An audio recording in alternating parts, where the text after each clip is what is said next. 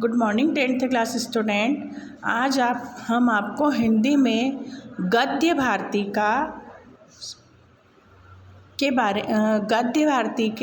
के जो लेखक है स्वयं प्रकाश जी के बारे में बताएंगे। स्वयं प्रकाश जी का जन्म सन 1947 में इंदौर मध्य प्रदेश में हुआ था। अब इनका जन्म कहाँ हुआ था? इंदौर में।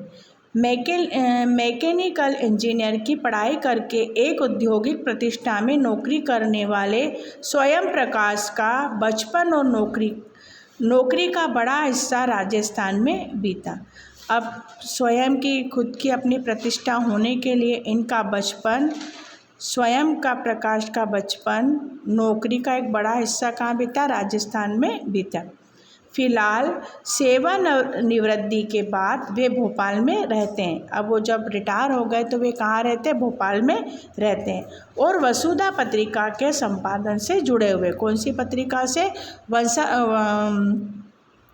वसुधा पत्रिका के संपादन से क्या है? जुड़े हैं। आठवें दशक में उभरे स्वयं प्रकाश आज समकालीन कहानी के महत्वपूर्ण हस्ताक्षर हैं। उनके 13 कहानियाँ संग्रह प्रकाशित हो चुकी है। अब इनकी कितनी कहानियाँ जो है वो प्रकाशित हो चुकी है? 13। सूरज कब निकलेगा, आएंगे अच्छे दिन भी, आदमी जात का आदमी और संघान उल्लेखनीय। उनके बीच में विनय और ईंधन उपन्यास चर्चित रहे। अब इसी बीच में उनके विनय और ईंधन उपन्यास क्या रहे? चर्चित रहे। उन्हें पहल सम्मान, बनमाली पुरस्कार, राजस्थान साहित्य अकादमी पुरस्कार आदि पुरस्कारों से पुरस्कृत किया। अब इनको पुरस्कार भी मिले।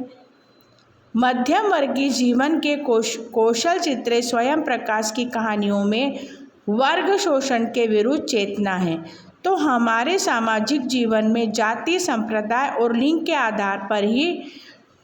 आधार पर हो रहे हैं भेदभाव के खिलाफ प्रतिकार का स्वर है। अब इनको जो लिंग भेद के कारण की ये लड़का लड़की के विरुद्ध और वर्ग शोषण के विरुद्ध में इनके खिलाफ क्या है? प्रतिकार का स्वर है। रोचक किस्साई शैली में लिखी गई उनकी कहानियाँ हिंदी की वाचिक परंपरा को क्या करती है? समृद्ध करती है। अब इसी का एक जो लेसन है, नेताजी का चश्मा। क्या है? नेताजी का चश्मा।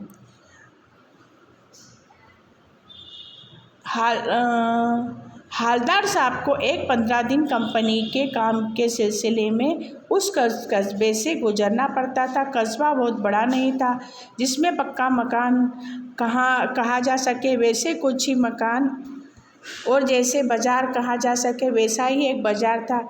कस्बे में एक लड़का और लड़कियों का स्कूल, एक सीमेंट का छोटा सा कारखाना, 2 ओपन एरिया सिनेमा है ना, 1-2 ठो नगर पालिका थी। कुछ करती रहती थी, कभी कोई पक्की सड़क करवाती। अब देखो, एक जो नगर था छोटा सा ही था, ज़्यादा बड़ा नहीं था। वहाँ पे एक लड़कों का स्कूल था, एक लड़कियों का स्कूल था, और एक ही बाज़ार था, और वहाँ पे एक सीमेंट का छोटा सा कारखाना था, और जो सिनेमा हॉल थे वो कैसे थे? ओपन थे। और नगर पालिका कुछ न कुछ काम कराया करती थी। कभी ये सड़क बना रही, कभी ये बना रही, कभी सम्मेलन करवा लेती थी। अब उसी चौराहे पर एक किसकी मूर्ति लगी हुई थी? सुभाष चंद्र बोस की मूर्ति लगी हुई थी। पूरी बात तो अब पता नहीं, लेकिन लगता था कि देश के अच्छे मूर्तिकारों की जानकारी नहीं होनी और अच्छी मूर्ति की लागत, अनुमान और उपलब्धता बजट से कहीं बहुत ज़्यादा थी। अब उस समय इतने बजट से वो मूर्ति क्या थी? ज़्यादा वो थी। अब जैसा कि कहा जा चुका है कि मूर्ति जो थी वो काय की थी? संगमरमर की थी। काय की थी? संगमरमर की। टोपी की नोक से कोट के दूसरे बटन तक कोई 2 फुट ऊंची, जिसे कहते थे बस्त। और मूर्ति कैसी थी? सुंदर थी। और मूर्ति किसकी थी? नेताजी सुंदर लग रहे थे। कुछ मासूम और कमसीन फौजी वर्दी में मूर्ति को देखने दिल्ली चलो और तुम मुझे खून दो वगैरह की यादें आने लगती थी। अब वो मूर्ति किसकी थी? सुभाष चंद्र बोस की। अब सुभाष चंद्र बोस ने क्या नारा दिया था? तुम मुझे खून दो, मैं तुम्हें आज़ादी दूंगा।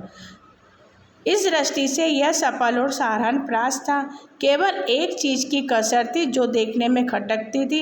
नेताजी की आंखों पर चश्मा नहीं था, यानी चश्मा तो था लेकिन संगमरमर का नहीं, एक सामान और सचमुच का चश्मा, चौड़ा काला फ्रेम वाला मूर्ति को पहना दिया गया था। अब मूर्ति तो बनी हुई थी लेकिन उसमें चश्मा नहीं था। ऐसा लगता था जैसे किसी ने उनको क्या पहना दिया? चश्मा पहना दिया।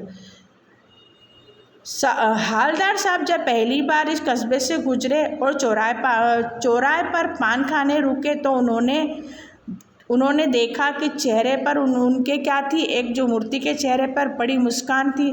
वाह भाई, आइडिया भी ठीक है। मूर्ति पत्थर की लेकिन चश्मा जो है वो रियल, मतलब मूर्ति जो है पत्थर की लेकिन चश्मा क्या है? रियल में उनको सचमुच का चश्मा लगाया हुआ। जीप कस्बा छोड़कर आगे बढ़ गई। तब हवलदार साहब उस मूर्ति के बारे में सोच रहे थे और अंत में इस निष्कर्षण पर पहुँचे कि कुल मिलाकर कस्बे के नागरिक का यह प्रयास रहा होगा कि बहुत महत्व मूर्ति के रंग रूप का, कद का नहीं, उस भावना का है। वरना तो देशभक्ति की आजकल मजाक की चीज़ होती जा रही। सिर्फ वो मूर्ति किसकी काय के लिए थी? भावना के लिए थी। बाकी आजकल तो जो देश में सभी चीज़ें क्या होती जा रही? मजाक बनती जा रही है।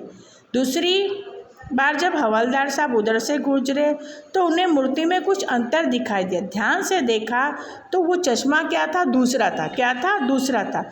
पहले मोटी फ्रेम वाला चौकोर चश्मा था, अब तार के फ्रेम वाला गोल चश्मा था। हवलदार साहब को कौतुक और बड़ा। वाह भाई, क्या आइडिया है! मूर्ति कपड़े नहीं बदल सकती लेकिन चश्मा तो बदल सकती। तीसरी बार एक नया चश्मा। जितनी बार वो निकले, पहली बार निकले तो अलग चश्मा, दूसरी बार निकले तो अलग चश्मा।